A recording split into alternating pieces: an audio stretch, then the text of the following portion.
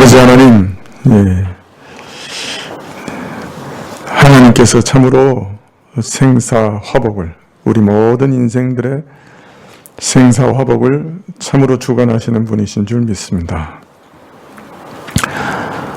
그리고 오늘 또 이러한 하나님 앞에 엎드려서 하나님께서 우리에게 복 주시기를 기도합니다.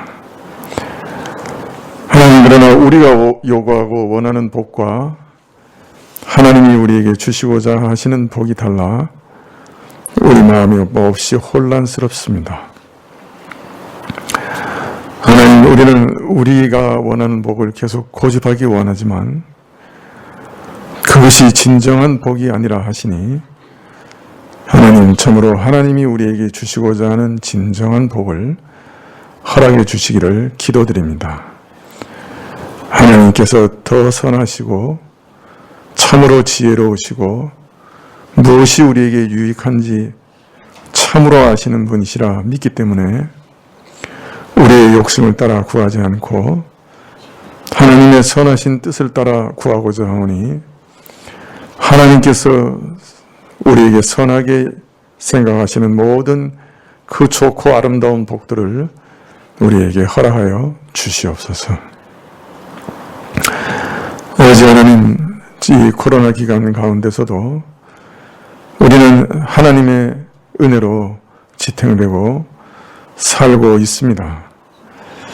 그러나 처음 저희가 이 환란 가운데 가졌던 경각심이 풀어지고 저희 마음이 나태해지고 게을러지는 것도 사실입니다. 하나님, 참으로 우리에게 복을 주셔서 이 시련 가운데 우리에게 참으로 가르치시고자 하시는 것이 무엇인지 깨닫는 지혜를 허락하여 주시옵소서.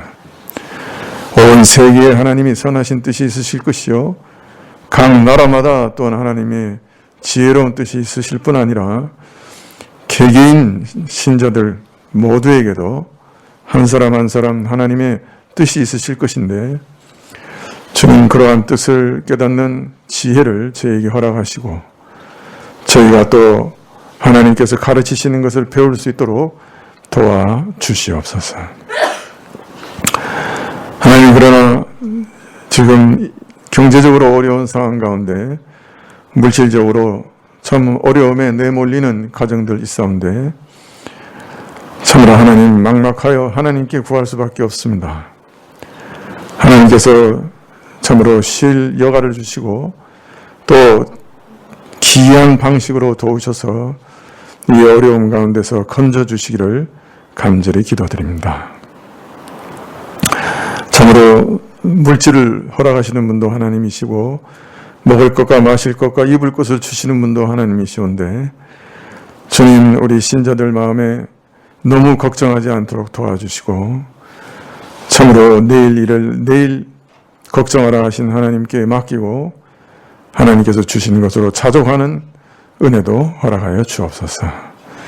앞날에 대한 두려움이 우리 영혼을 질식하여 죽게 만드니 하나님, 우리 그 두려움에서 건져주시고 우리 앞날도 하나님께 맡기고 하나님이 예비하신 은혜가 있으리라 믿고 나갈 수 있는 복을 허락하여 주옵소서. 아버지 하나님, 갇혀 지내는 우리 노년에 있는 성도님들 정신적으로 많은 우울함을 경험하고 또 우리 노년이 아니라도 우리 모든 사람들이 마음의 우울함을 경험합니다. 이 우울함에서 이길 수 있도록 도와주시기를 원하고 우울함에 빠지지 않도록 도와주시옵소서. 특별히 우리 청소년들 참으로 험악한 세월 가운데서 일찍 앞날에 대한 두려움을 갖게 되었사온데 하나님, 우리 청소년들 이러한 고민도 앞날에 대한 두려움도 하나님께 맡길 수 있는 믿음을 주시기를 간절히 구합니다. 하나님께서 내실 때 각자에게 맡기실 일들을 계획하시고 또 필요를 채우실 것을 다 계획하고 계심을 믿게 해주시고 주님, 이러한 때 하나님을 힘있게 붙들고 자신의 영혼을 하나님께 맡길 수 있는 그런 복을 허락하여 주시옵소서. 말씀을 들을 수 있는 복을 주시옵소서. 들을 귀가 없다고 하면 아무리 들어도 그것이 참으로 심령 가운데 새겨지지 못하고 깨닫지 못하고 귀에서 듣고 흘려나갈 뿐이온데, 하나님, 전 듣는 복이 최고의 복 중에 하나인 줄 아오니 들을 수 있는 귀를 허락하여 주시옵소서. 저희 찬양과 기도를 들으시는 복을 허락하여 주시옵소서. 다시금 주님께 말씀 주시기를 구하고 예수님의 이름으로 기도합나이다. 아멘. 말씀은 베드로전서 2장 22절부터 25절까지 말씀입니다.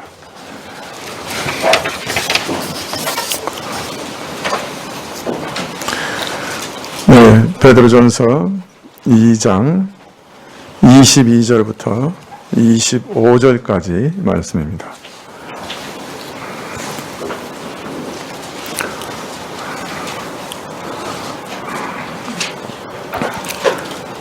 베드로전서 2장 22절부터 제가 봉독해 드리겠습니다. 저는 죄를 범치 아니하시고 그 입에 괴사도 없으시며 욕을 받으시되 대신 욕하지 아니하시고 고난을 받으시되 위협하지 아니하시고 오직 공의로 심판하시는 자에게 부탁하시며 친히 나무에 달려 그 몸으로 우리 죄를 담당하셨으니 이는 우리로 죄에 대하여 죽고 의에 대하여 살게 하려 하심이라. 저가 채찍에 맞음으로 너희는 나음을 얻었나니 너희가 전에는 양과 같이 길을 잃었더니 이제는 너희 영혼의 목자와 감독 되신 이에게 돌아왔느니라. 아멘.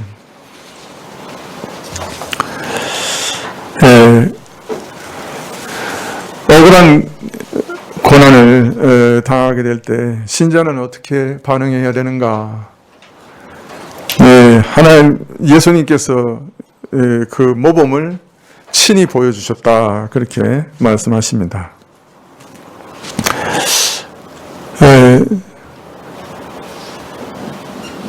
예수님께서 당하신 일들, 그리고 예수님께서 그 억울한 일들에 대한 모든 반응들, 이것이 그냥 예수님 혼자 경험하시고 그걸로 끝나는 것이 아니라고 성경은 말합니다. 예수님께서 행하신 그 모든 일은 우리 신자들이 따라 행해야 할 원본이다, 모범이다, 그렇게 말씀하고 계세요. 그래서 우리는 예수님 따라가야 된다. 그런데 사실 예수님의 삶을 보면 예수님만큼 억울한 일 많이 당한 사람은 없을 것 같아요. 사실은 예수님께서 이 땅에 태어나신 것 자체가 억울한 일이에요. 참 하나님이신 분 아닙니까? 그분이 참 사람이 되신 거예요.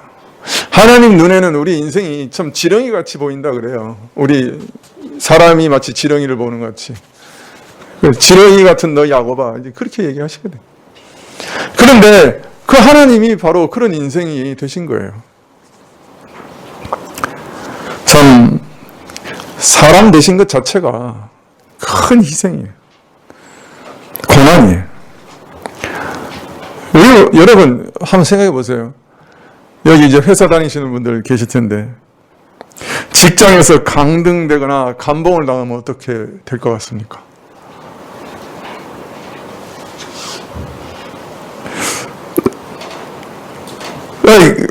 직장에 못 나갑니다. 그죠? 뭐 사장이라서 전부 직원을 다 거느리고 있는 것도 아니고 그저 작은 부서에서 두세 명 거느리고 살아가는데 창피해서 견디지를 못합니다.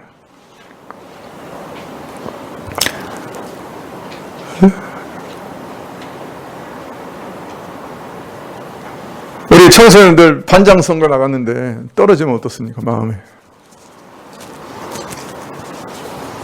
불쾌감이 한 학기는 갈걸요? 반장할 생각을 아예 안 하신다고요. 예, 뭐, 그건 괜찮습니다.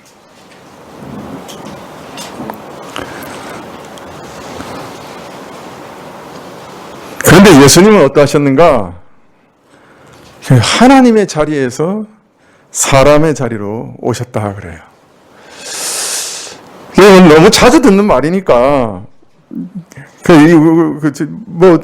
참 우리에게는 익숙한 일이라 이게 깊이 생각해 보지 않는 그런 단점이 있습니다만은 한번 상상해 보십시오.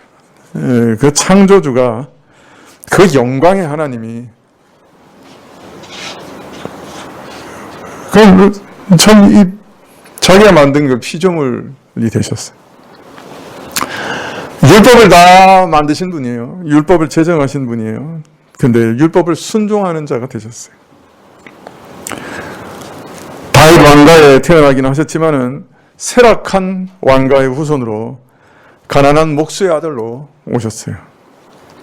얼마나 가난했는지 제대로 된 숙소 하나 구할 형편이 못돼서 말 구유에서 태어나셨어요. 태어나자마자 헤롯으로부터 살해 위협을 받으셨죠. 처음부터 고난 가운데 고난의 연속인 삶을 사신 것이에요. 공생애를 시작한 후에는 참으로 본격적으로 억울한 일들이 시작됐어요.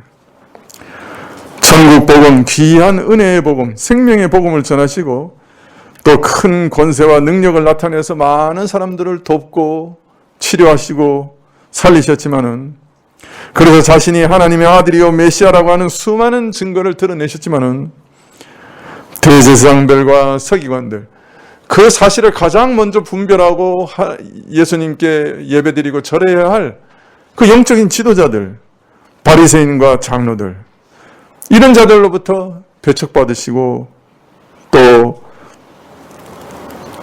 회방자라고 모욕받으셨어요.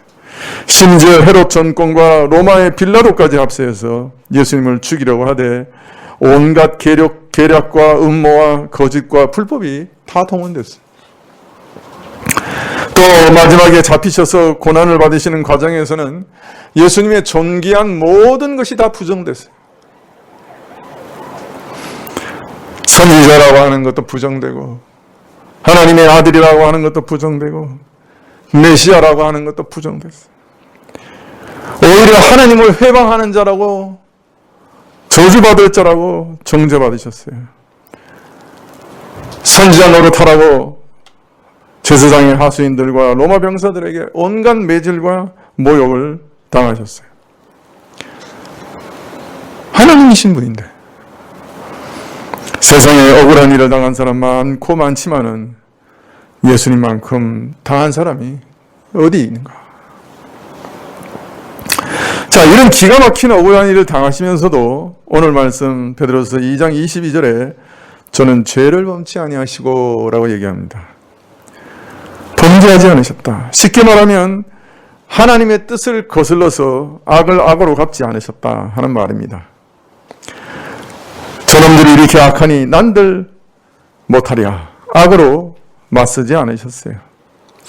오늘 말씀 보면 사도는 예수님이 죄가 없었다라고 얘기하지 않고 죄를 짓지 않았다 그런 표현을 사용합니다. 이 말씀은 죄를 지을 수도 있는 참 너무나 억울한 고난 가운데 계셨지만, 기가 막힌 고난 가운데 억울함 가운데 계셨지만 결코 죄를 짓지 않으셨다 하는 그런 강조의 표현이라 할 수 있습니다. 그럴 수도 있는 상황이에요. 너무나 억울한 상황이에요. 그런데 결코 그렇게 하지 않으셨어요. 그러므로 우리 신자들도 이런 예수님의 자취를 따라 살아가야 한다라고 강조하시고 계신 것이죠. 22절 하반절에 보면 그 입에 괴사도 없으셨다. 이런 모진 핍박을 받으시면서 예수님은 그 입에 거짓을 담지 않으셨다고 말합니다. 그의 입술에는 간사함도 속임도 괴혈도 없었다. 그의 입에서는 항상 진실만이 있었습니다. 진실만이 나왔습니다. 저들이 모든 온갖 모략과 거짓으로 꾸며낸 그 질문들, 그 올무들 앞에서 거짓과 술수로, 괴율로 맞서지 않으셨어요. 오직 진실과 의로움으로 대하시고 진리로 답할 뿐이었습니다. 23절에 욕을 받으시되 대신 욕하지 않으셨다. 예수님을 가리켜 참남한 자다, 하나님을 회방하는 자다, 율법과 이스라엘을 부인하는 자다, 나중에는 귀신 들린 자다. 차마 입에 담을 수 없는 욕설과 저주를 들으셨지만은 저들과 똑같이 험악하고 거친 말로 욕하거나 저주하지 않으셨어요. 성령으로 귀신을 쫓아내시는 것을 귀신의 왕 바알세불을 빙자해서 행하는 일이라고 흉악한 일로 모독했을 때도 자신을 회방하는 죄에 대한 책임은 제껴놓으셨어요. 인자를 회방하는 죄는 용서받을 수 있다. 다만 성령을 회방하는 죄는 사함을 받지 못한다. 예수님께서 유일한 구원자시고 메시아시다 하는 것을 증거하는 성령님의 증거를 받지 않으면 구원받을 길이 없기 때문에 성령을 회방하면 사함을 받을 길이 없다. 참으로 무서운 일을 당하게 될 것이다 라고 경고하실 뿐이었어요. 자신을 모독하고 회방하는 것은 오히려 사함을 받을 수 있는 길이 있다, 이렇게까지 얘기하신 거예요.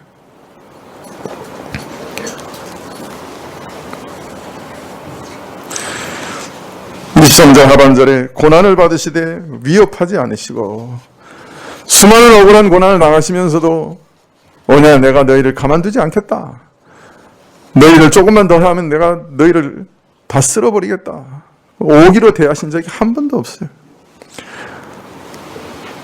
오히려 십자가에서 죽으시는 그 순간에도 저들이 하는 일을 스스로 알지 못하오니 저들을 용서해 주시옵소서라고 오히려 저들의 영혼을 위해 기도하셨어요.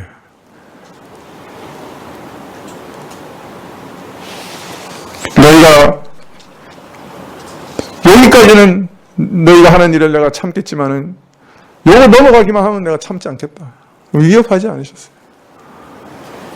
악을 당하시면서도 얼마든지 더 악을 당하실 수 있다고 하는 그런 자세로 살아셨어요. 23절 마지막 부분에 오직 공의로 심판하시는 자에게 부탁하시고, 예수님 할 마음만 있으셨다면 12영이 더 되는 천사들을 불러와서 저를 모욕하는 자들을 다 쓸어버리고 심판하실 수 있으셨어요.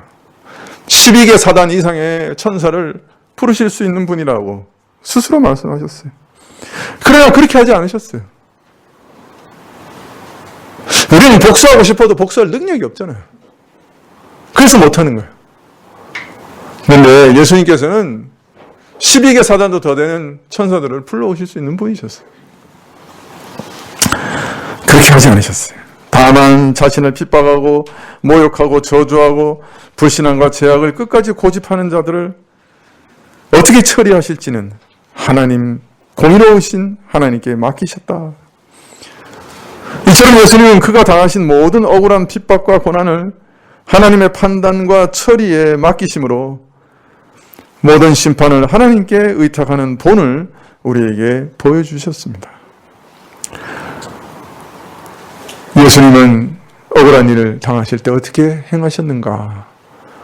악을 악으로 갚지 않으시고 더 큰 악을 당할 수도 있다고 여기시고 오히려 원수를 위해 기도하시고 모든 일을 공의로 심판하는 하나님께 부탁하셨다. 오늘 왜 이 말씀하시는 거예요? 자, 그렇다면 우리 신자들은 어떻게 살아가야 할 것인가? 우리에게 물으시는 거죠. 자, 그런데 여기서 한 가지 주의할 게 있어요.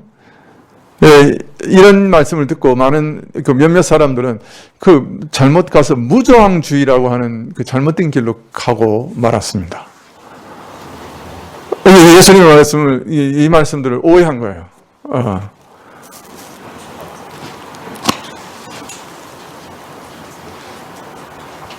그래서 누가 와서 나를 때리고 누가 와서 내 걸 훔쳐가고 그러면 이거 다 가져가십시오. 더 때리십시오. 그냥 아무 저항도 안 하는 거예요. 전쟁이 나서 다른 나라가 와서 우리나라를 습격해서 그냥 우리나라 걸 다 뺏어가도 다 가져가십시오. 그래야 된다는 거예요.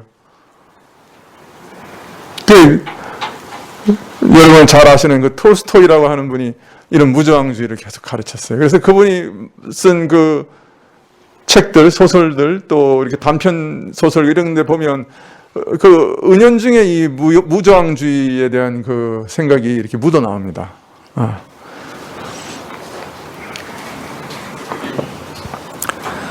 그러나 예수님께서 이렇게 말씀하신 것은 무저항주의를 말씀하신 거 아니에요. 예수님께서 오른뺨을 때리는 자에게 왼뺨을 돌려대라 그러셨지만은 예수님이 실제로 뺨을 맞으실 때는 너희가 왜 죄 없는 자를 뺨을 치느냐 그렇게 오히려 말씀하셨어요. 바울도 대제사장에게 달려든다고 어떤 사람이 뺨을 치니까 너희가 왜 죄도 정하지 않고 사람을 형벌하느냐 그렇게 따졌어요. 다른 말로 말하면 그 문자 그대로 그렇게 행하라는 얘기 아니에요. 억울한 일을 당해도 더 억울한 일을 당할 수 있는 자세로 살아가라는 말이죠.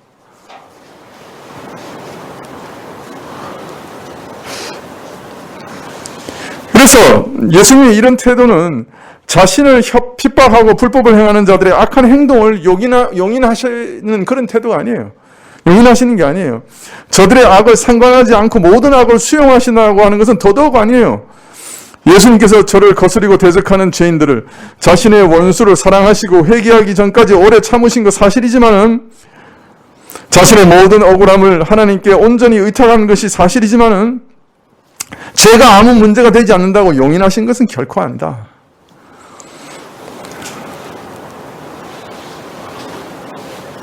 따라서 우리 신자 개인으로서는 예수님을 따라서 나에게 악을 행하는 자들을 마음으로 용서하고 오래 참고 저들을 위해 기도하며 우리의 억울함을 하나님께 의탁해야 하지만 그러나 동시에 영적 직분으로는 죄인들을 교정해야 돼요. 어떻게든.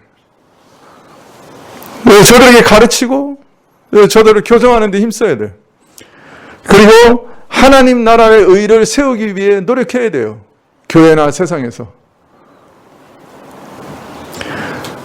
또 육적 직부로는 이 땅의 시민으로는 사법제도를 존중하고 이 사회의 악을 제거하기 위해 함께 힘써야 돼요.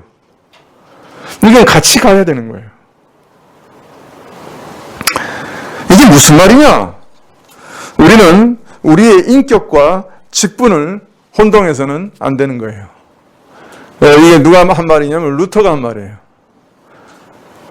이 가르침에 대해서 루터가 뭐라고 얘기했냐면 우리는 우리의 인격과 우리의 직분을 혼돈해서는 안 된다. 그렇게 가르쳤어요.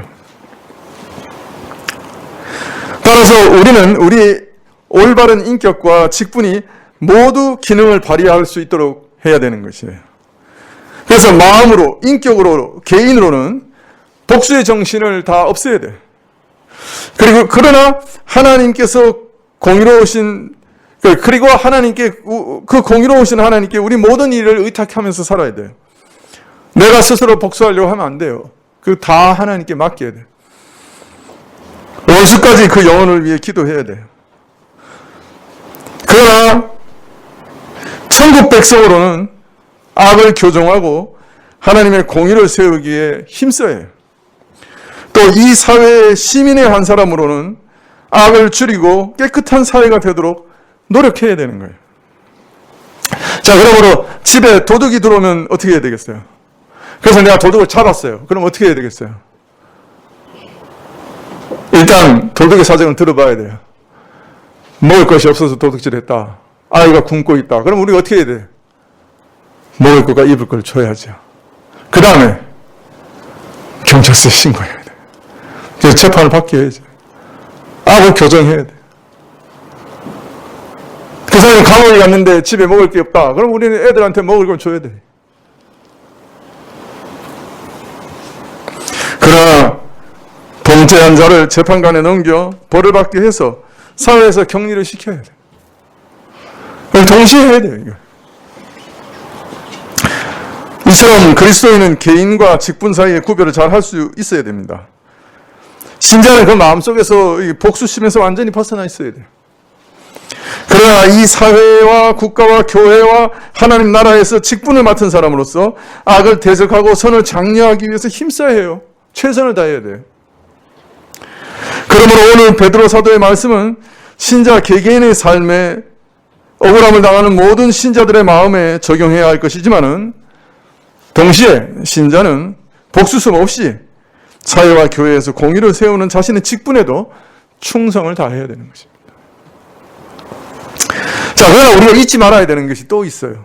이런 와중에 이 사회와 국가와 교회에서 공의를 세우는 것을 위해 노력하고 힘쓸 때도 우리 신자들은 궁극적으로 모든 심판을 하나님께 의탁하지 않을 수가 없어요. 우리는 이 사실은 잊어버리면 안 돼요.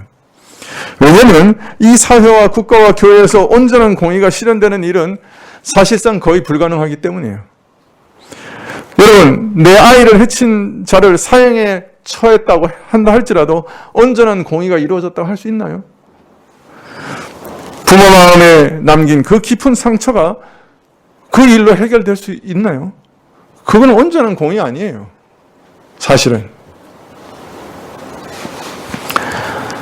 또 실제로 오늘 베드로 사도의 말씀은 하나님 외에는 억울함을 호소할 길이 없는 상황을 전제하는 말씀이기도 해요.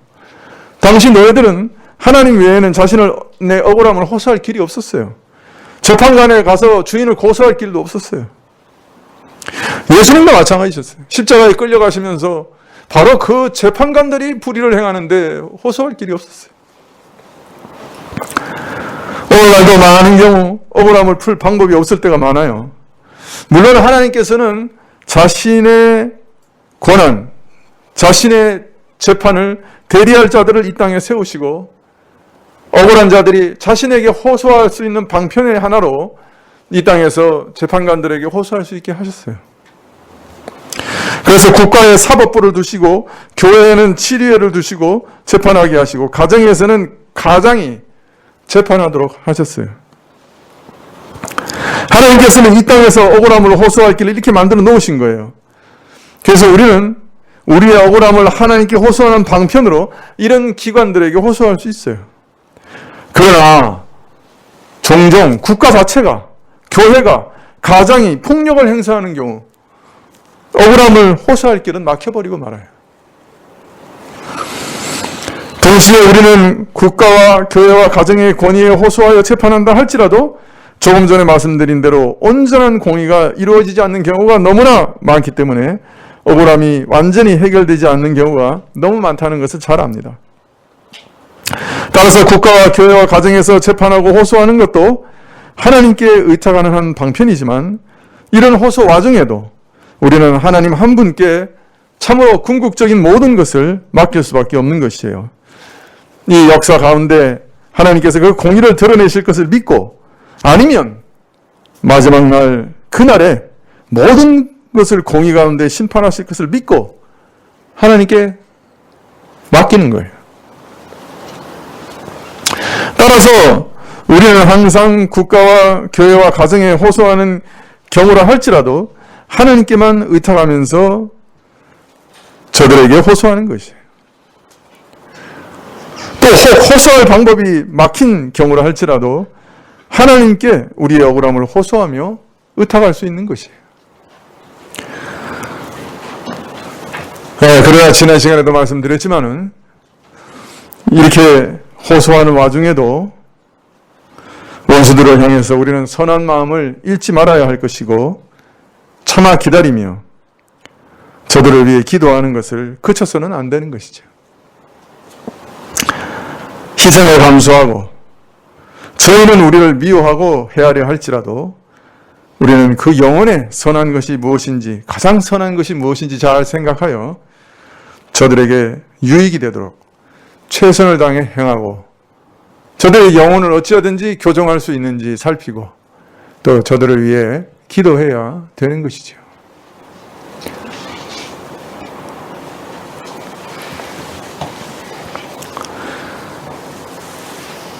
그래서 우리가 하나님께 의탁한다 할 때 하나님께 직접 늘 의탁하는 자세로 살아야 돼. 이 땅에서 대리 통치자들, 재판관들에게 호소하는 것도 하나님께 호소하는 한 방편이 됩니다.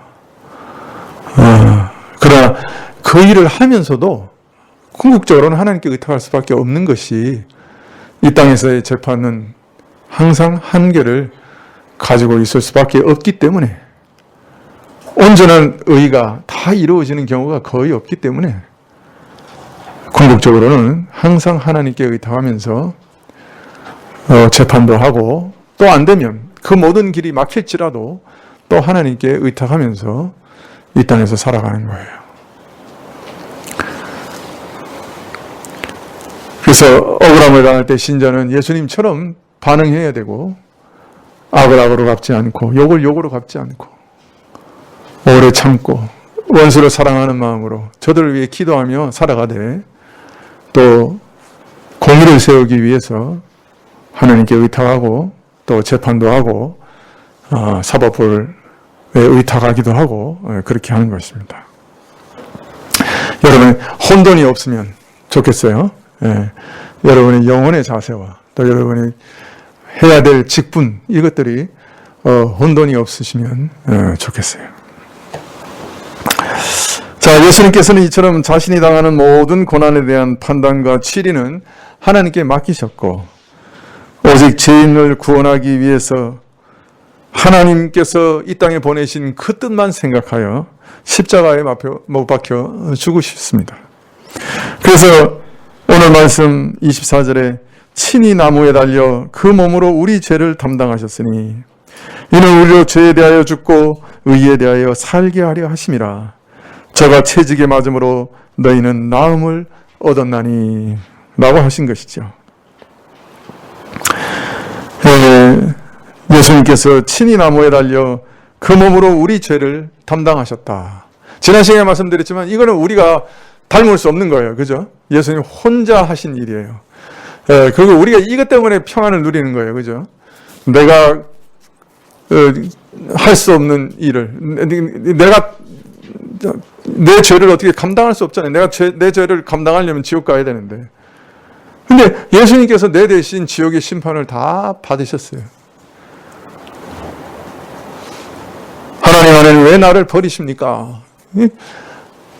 정말 우리 죄인이 영원히 하나님으로부터 끊어져야 되는데, 지옥에서. 예수님께서 내 대신 십자가에서 다 그 형벌 다 받으시고 하나님의 저주를 다 받으시고 내 대신 하나님으로부터 끊어지셨어요. 참으로 목마르다 그러셨어요. 내가 지옥에서 참 목말라야 되는데 그 불 가운데서 참 내가 정말 환난과 고난을 받아야 되는데 예수님께서 다 받으셨어요. 그 십자가에서 내가 받아야 할 모든 심판과 형벌을 대신 다 받으신 거예요. 그렇기 때문에 예수님께서 받으신 그 형벌만 생각하면, 십자가에 달려서 나 대신 죽으신 것을 생각만 하면 나는 평안을 얻게 돼요. 나의 구원이 내 바깥에서 예수님이 행하신 그 일로만 이루어진다고 하는 것을 내가 깨닫는 순간에 나는 진정한 자유를 누리게 돼요. 아, 내가 해방되었구나. 나 모든 죄의 심판과 내 모든 지옥의 고난과 율법의 저주에서 내가 다 해방됐구나. 내가 하나님으로부터 영원히 끊어져 죽는 그 죽음에서부터도 내가 완전히 이제 해방됐구나. 그런 참 자유를 누리게 되는 것이죠.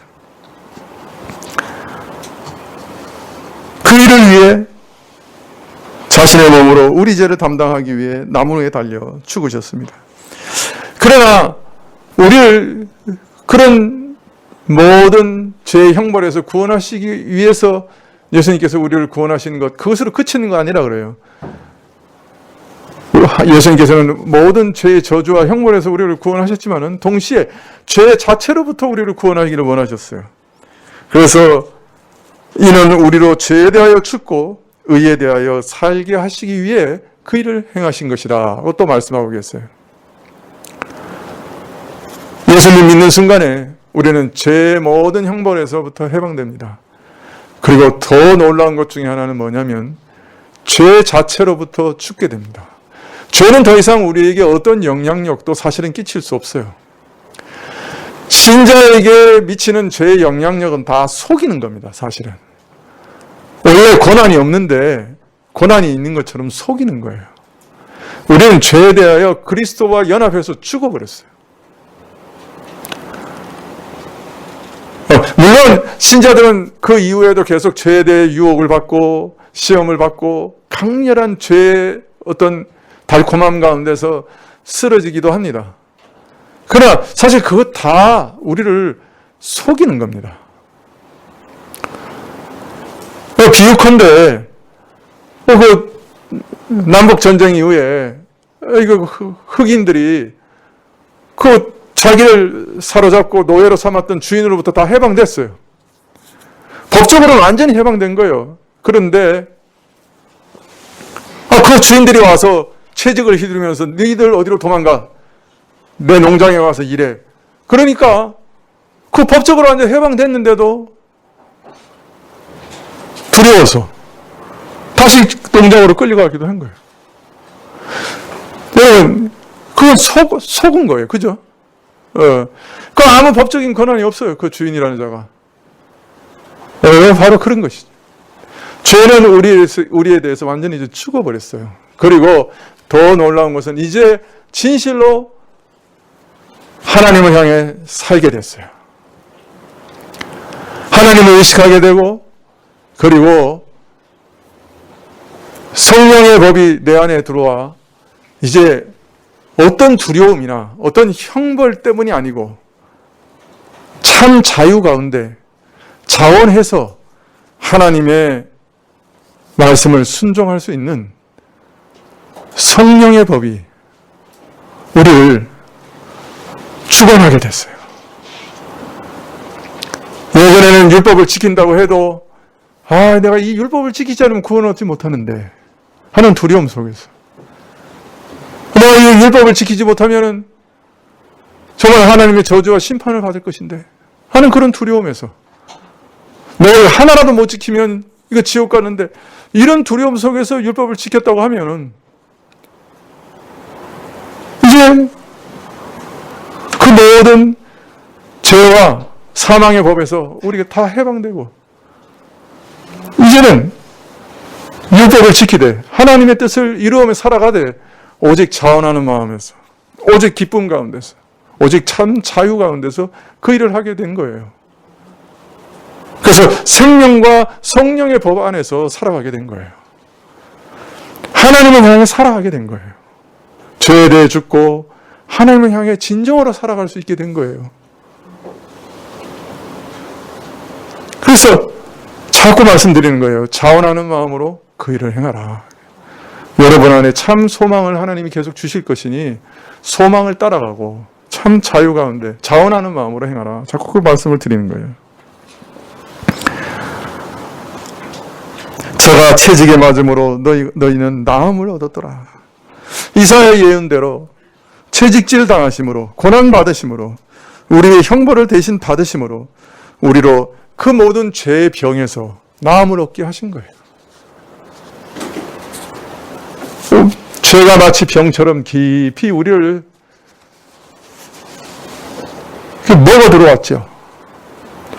마치 암덩어리가 있으면 우리 그 세포를 하나하나 먹어 들어와서 끝내는 우리를 죽여버리는 것처럼 죄가 우리를 이렇게 하나하나 먹어 들어오고 있었어요. 우리는 시한부 인생이었어요. 그런데 예수님께서 채찍에 맞으심으로 그가 고난 받으심으로 그 죄의 병을 완전히 낫게 하신 거예요. 우리는 그 죄라고 하는 암병에서 완전히 해방됐어요. 완전히 치료받은 거예요. 우리 이제 시한부 인생이 아니에요. 우리 이제 영원히 살 거예요. 물론 우리 육신은 잠시 잠잘 것이지만은 그러나 우리 영혼은 영원히 하나님 앞에 살면서 예수님 재림할 때 다시 육신까지 얻게 될 거예요. 완전히 죄의 병에서 해방된 것이죠. 자, 그러니 우리는 이제 어떻게 살아야 되겠어요? 25절에 너희가 전에는 양과 같이 길을 잃었더니 이제는 너희 영혼의 목자와 감독 되신 이에게 돌아왔느니라. 전에는 길 잃은 양처럼 참으로 죄 가운데 살았지만 이제는 다시 그 은혜로운 목자, 영혼의 목자와 감독 되시는 분의 품으로 돌아오게 된 것이에요. 입으로나 행실로 죄를 범하지 않는 성결한 삶, 불안하고 억울한 고난을 당하면서도 똑같이 악으로 악을 갚지 아니하고 오히려 축복을 선언하고 기도하는 삶. 부패한 우리와는 너무나 거리가 멀고 비현실적인 삶을 살게 된 것이에요.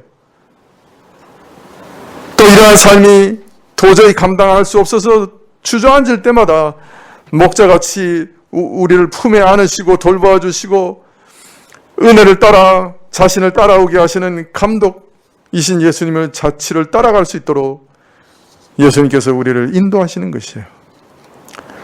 이런 목자의 품 속에서 목자의 돌보심과 인도하심의 은혜 안에서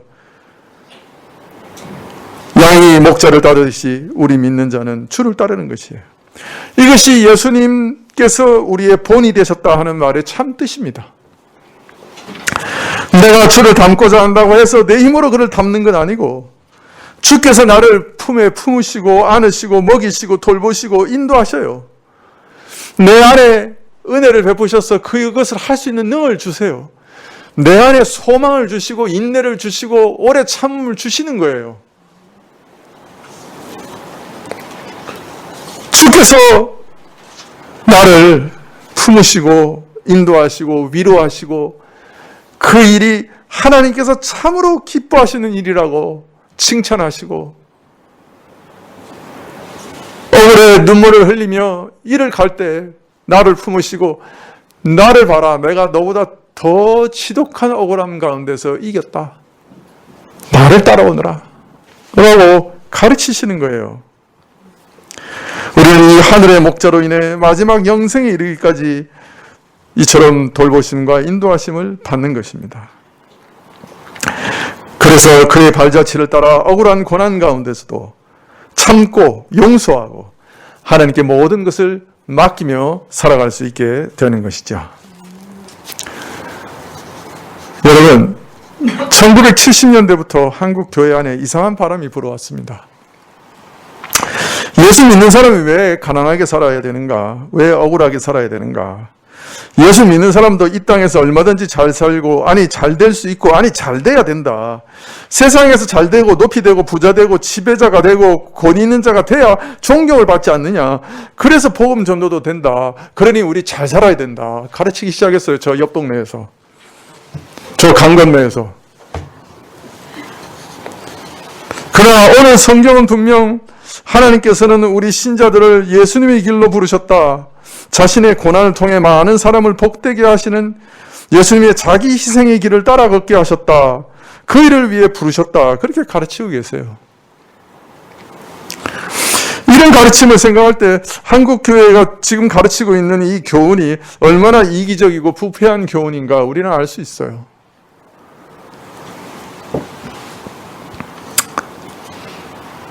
신자들 가운데 종종 이런 얘기합니다.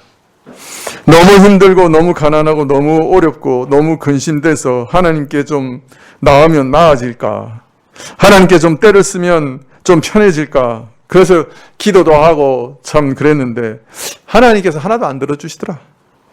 아니 믿음 후에 더 어려운 일들 많고 되는 것 하나도 없더라.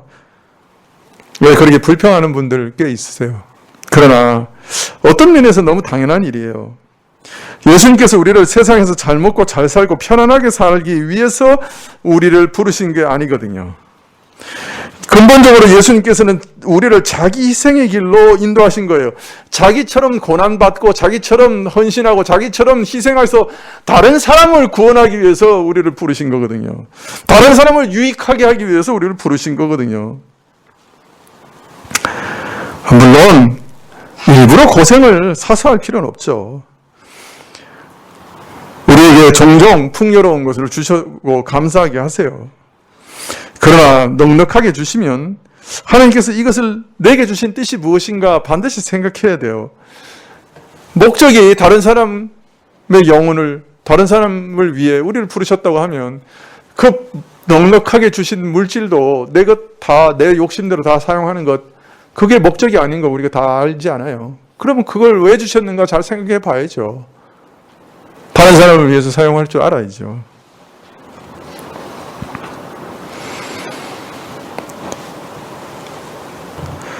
풍성하게 주시면 좋죠. 그러나 그것을 선하게 사용할 믿음이 없는데 풍족하게 주시면 그건 잘못하면 종종 저주가 돼요.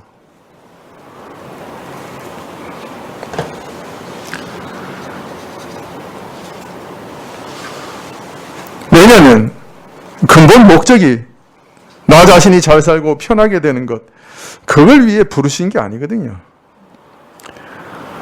부르신 목표가 그게 아니에요. 오히려 내가 고난을 당함으로 다른 사람을 유익하게 하고 다른 사람에게 유익을 끼치고 그 사람을 구하는 그런 길로 우리를 인도해 가시는 것이거든요. 참 세상 사람의 눈으로 보면 그렇게 미련하고 어리석은 길이 없는 거죠. 너희는 자기를 부인하고 너희 자신의 십자가를 지고 나를 따르라. 이게 제자도의 핵심 구절이잖아요. 이것이 우리를 인도해 가시는 근본적인 길이잖아요. 그걸 잊어버리면 우리는 딴 길로 가고 있는 거예요.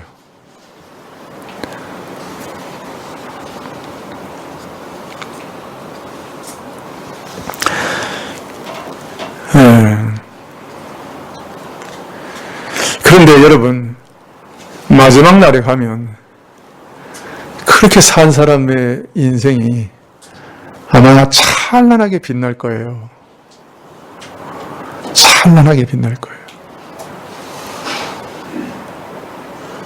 자기에게 주신 그 부요한 것들을 선한 일에 잘 사용한 사람은 천국에서는 더 큰 부요한 자로 드러나게 될지도 몰라요. 그렇게 될 거예요, 아마. 이 땅에서 재벌이라 해도 그것을 올바로 사용하지 못한 사람이라면 천국에 가면 참으로 누구 말대로 개털모자 쓰고 다닐 거예요. 달라질 거예요. 마지막 날을 모든 것의 정체가 드러나는 날, 그 인생의 가치가 드러나는 날 완전히 다르게 보일 거예요. 다른 일들이 일어날 거예요. 그렇게 누추하고 그렇게 바보 같고 그렇게 어리석어 보이고 미련하게 보이던 사람이 그날에 참 영광스럽고 아름답게 빛나는 것을 보게 될 거예요. 그래서 믿음이 없으면 이 땅에서 예수님 따라서 못 사는 거죠. 그런 믿음이 없으면 못 사는 거죠. 당장 눈앞에 보이는 것이 좋고 그 눈앞에 보이는 것 따라 살아가게 되는 거죠. 자, 그런데 문제는 예수님께서 마지막 날에 내가 세상에서 믿음을 보겠느냐 그렇게 탄식할 정도로 믿음이 없을 거라 그러셨어요. 이 복음을 안 믿을 거라. 오늘같이 물질적이고 참 부유하고 좋은 것이 널려 있는데 누가 이 복음을 따라서 손해보고 희생하고 다른 사람을 위해서 낮아지고 자기 것 내어주면서 살려고 하겠어요? 어떻게든 손해 안 보고 남의 거 뺏어 먹으려고 나한테 길을 쓰는 이 세상 속에서 누가 그렇게 살려고 하겠어요?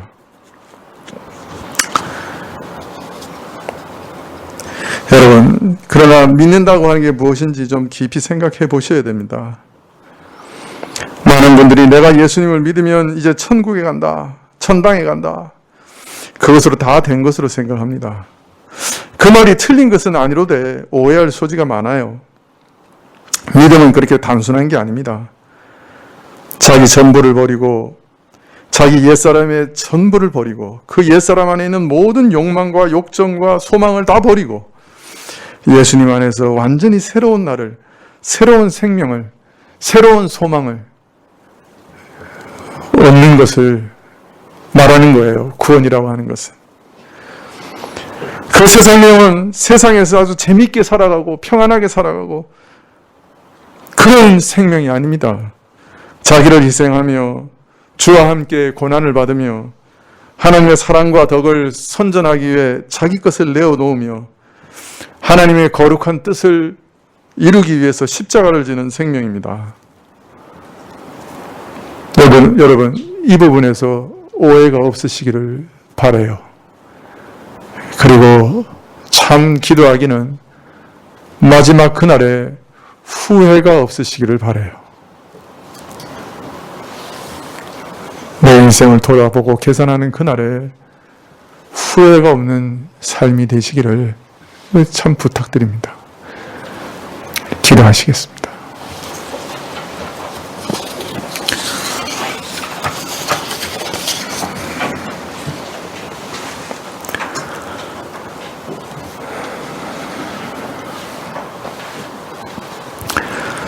참 이기심으로 똘똘 뭉쳐있는 저희로서 왜 감당할 수 없는 말씀을 계속 주시니 어떻게 해야 될지 모르겠습니다.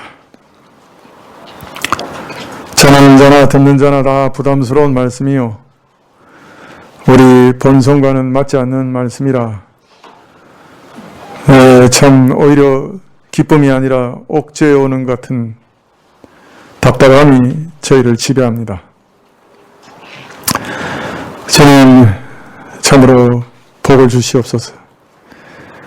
주의 성령께서 우리 마음을 녹이시고 멀리 내다볼 수 있는 눈을 주시고 천국의 영광을 사모하는 참된 믿음을 우리에게 허락하셔서 오늘의 고난을 이기고 하나님이 예비하신 그 날의 영광을 향해 한 걸음 한 걸음 걸어나갈 수 있는 은혜와 믿음을 저에게 허락해 주시기를 간절히 기도드립니다.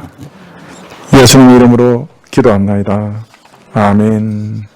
네, 79장 찬송하시겠습니다.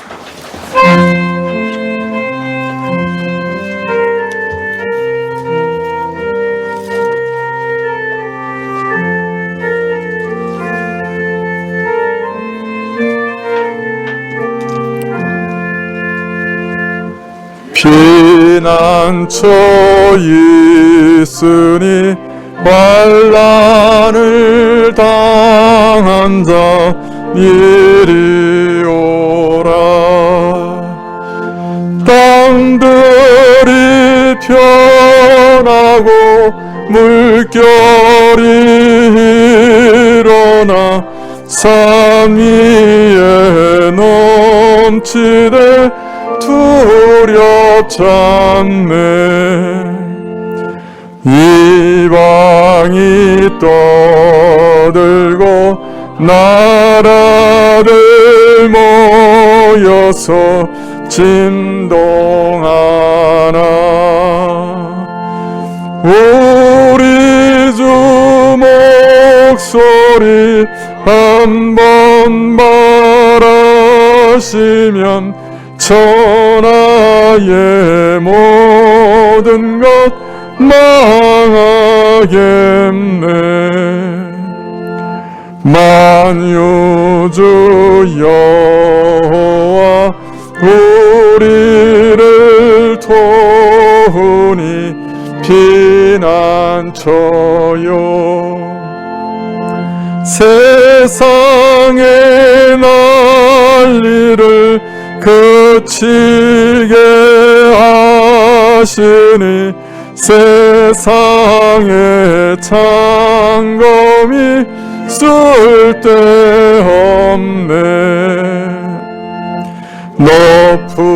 높으신 여호와 우리를 구하니 할렐루야. 괴로움이 심하고 환난이 극하나 피난처 있으니 여호와여.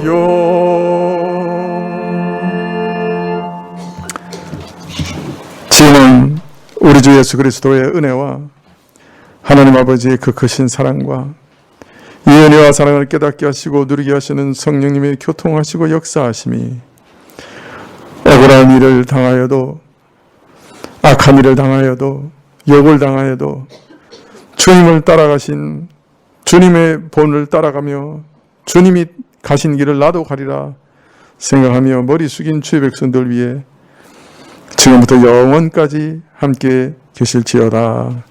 아멘.